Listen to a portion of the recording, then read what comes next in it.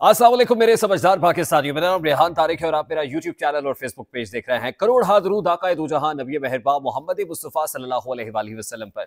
इस दुआ और इस उम्मीद के साथ इस व्लॉग का आगाज करते हैं कि अल्लाह रब्बुल इज्जत इस मुल्क के फैसला साजों के दिलों में समझदार पाकिस्तानियों के लिए नरमी पैदा कर दे। अभी जिस वक्त मैं आपसे मुखातिब हूं तो यूएस कांग्रेशनल कमेटी की इंतहाई गैर मामूली प्रोसीडिंग्स, इंतहाई गैर मामूली समात अपने इख्तिताम को पहुंची है, जहां फ्री इमरान खान के नारे लगे हैं।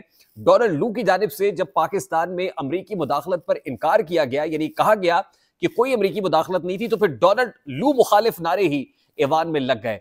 ऐवान में मौजूद नुमाइंदगान की जानिब से और खास तौर पे चेयरमैन कमेटी की जानिब से बड़े तुंदो तेज सवालात किए गए, जिनके जवाबात डोनाल्ड लू की जानिब से क्या दिए गए, तमाम तर डिटेल्स आज के इस व्लॉग का हिस्सा होंगी। और पाकिस्तान में जो इदारों की लूट से लगी है, हमने देखा है कि मुख्तलिफ ममालिक राब्ते कर रहे हैं, और जाहिर है कि जब आप कंगाल होते हैं तो बहुत सारे लोग ऐसे होते हैं जो खरीदने के लिए आ जाते हैं। तो मैं ऑथेंटिक इंफॉर्मेशन रखूंगा कि वो कौन से स्टेट ओन्ड इदारे हैं जिनको बेचा जा रहा है, जिनको प्राइवेटाइज किया जा रहा है, जिनके दर पे अब अशराफिया लगी हुई है। वो तमाम तर डिटेल्स भी आज के इस व्लॉग का हिस्सा होंगी। और उसके साथ ही जो गवादर पे पौना घंटे तक दहशतगर्दों की जानिब से फायरिंग होती रही, बमबारी होती रही, गवादर में क्या सूरत हाल है और कौन है जो गवादर का अमन तबाह कर रहा है, ये मामला भी आज के इस व्लॉग का हिस्सा होगा। और वक्त बड़ा अहम है, वक्त इंतहाई अहम है कि एक तरफ chief of the army staff general Asim Munir Saudi Arabia में मौजूद है, अमेरिका में जो कुछ हो रहा है, IMF के वफ्द के साथ मुलाकात हुई, अमेरिकी सफीर डोनाल्ड ब्लूम के साथ पाकिस्तानी वो काम बैठे हुए, और दूसरी तरफ कौन है जो गवादर को अटैक कर रहा है,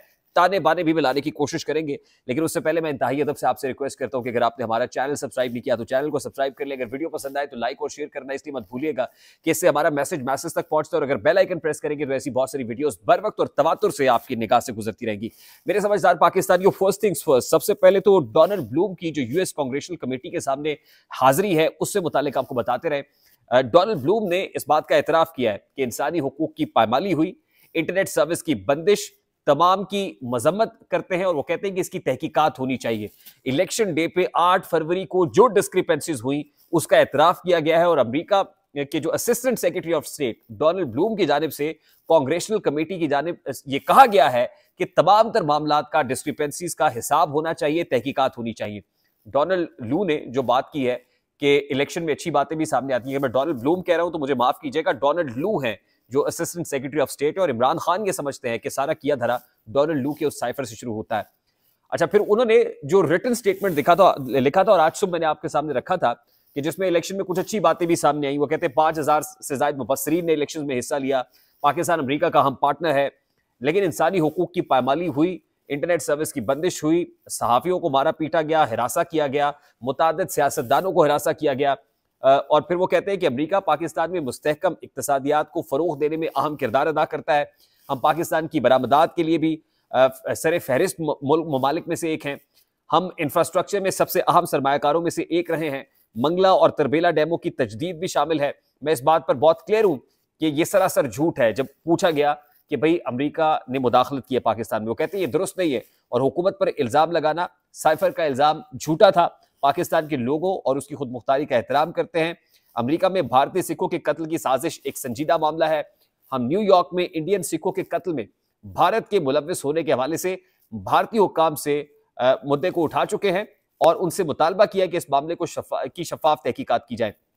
जब ये कहा डोनाल्ड लू ने कि अमेरिका की कोई मुदाखलत नहीं रही है पाकिस्तान के अंदर, तो डोनाल्ड लू मुखालिफ नारे कांग्रेस कमेटी के मेंबरान ने लगाए। और फिर ये नारे भी बुलंद हुए कि फ्री इमरान खान। ये समात के दौरान मुसलसल नारे लगते रहे। ये समात इंतहाई मानी खेज है। और इस समात के अंदर डोनाल्ड लू की तरफ से ये कह देना कि 8 फरवरी को जो कुछ हुआ वो कोई बहुत ट्रांसपेरेंट और फ्री एंड फेयर नहीं था, ऑल्दो कुछ पॉजिटिव्स भी गिनवाए हैं, लेकिन जाहिर है ये रिकॉर्डेड कमेटी की प्रोसीडिंग्स होती हैं, ये रिकॉर्ड का हिस्सा होती हैं। और रिकॉर्ड पर अब ये बात आ गई है कि American assistant secretary of state ये कह रहा है कि पाकिस्तान में इलेक्शंस फ्री एंड फेयर नहीं हुए हैं। ये बहुत बड़ी बात है और बड़ी सिंबॉलिक बात है।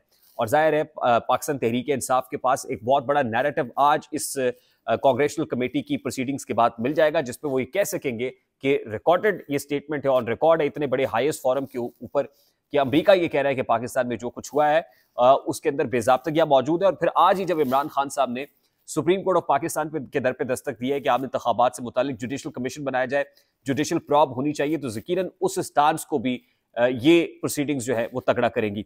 उसके साथ ही क्योंकि अब तक की सबसे इंपॉर्टेंट डेवलपमेंट ये है कि डोनाल्ड लू कांग्रेशनल कमेटी के सामने पेश हुआ है, और जब इमरान खान ये कहता था कि डोनाल्ड लू को अमेरिकी अदालत में लेके जाएंगे, तो मेरा ख्याल है कि उस सिलसिले की आज पहली कड़ी तो हो गई है, क्योंकि वहां पर कामयाब डिप्लोमेसी जो इमरान खान और पाकिस्तान तहरीक इंसाफ ने की है, वो लॉबिंग फर्म्स को हायर करके की हो या जो भी हो, बारकैफ अपने स्टैंड को आज बहुत ज्यादा तगड़ा, बहुत ज्यादा स्ट्रॉन्ग कर दिया है। दूसरी इंपॉर्टेंट चीज मैं आपको बता दूं कि at this point in time जब अमेरिका से इमदाद मांगी जा रही है, अमेरिका से मदद की अपील की जा रही है, जब इंटरनेशनल क्रेडिटर्स को डाला जा रहा है, सऊदी अरेबिया में chief of the army staff मौजूद है, तो वो कौन से इदारे हैं?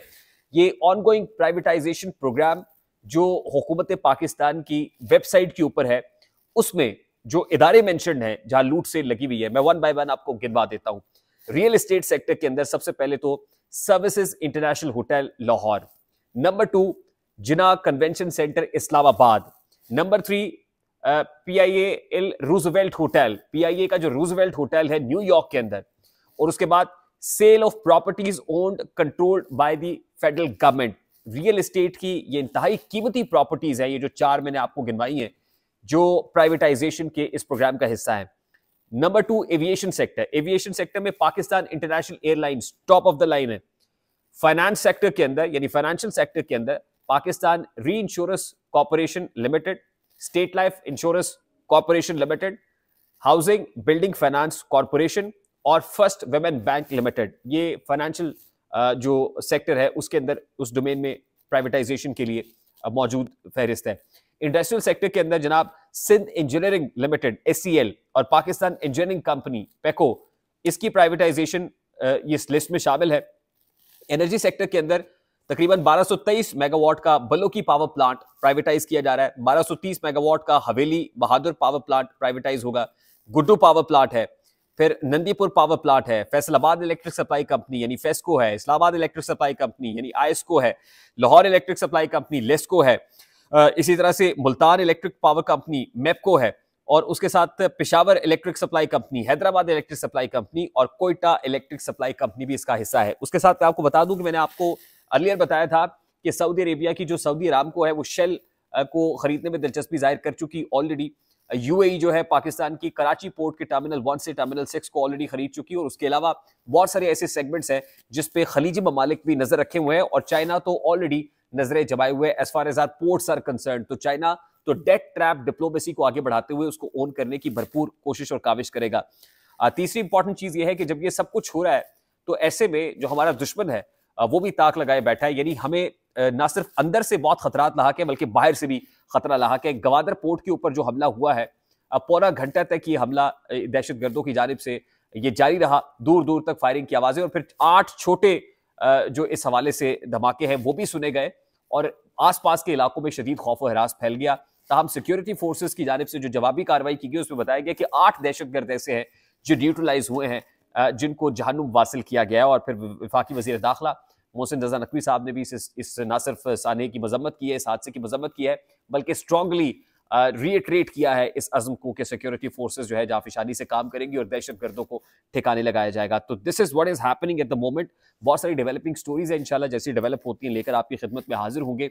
अगर आप चैनल पर नए हैं तो चैनल को सब्सक्राइब कर दीजिएगा, वीडियो पसंद आए तो लाइक और शेयर करना मत भूलिएगा, बेल आइकन जरूर दबाइएगा। मुझे रेहान तारिक को इजाजत दीजिए, अपना बहुत सारा ख्याल रखिएगा। अस्सलाम वालेकुम।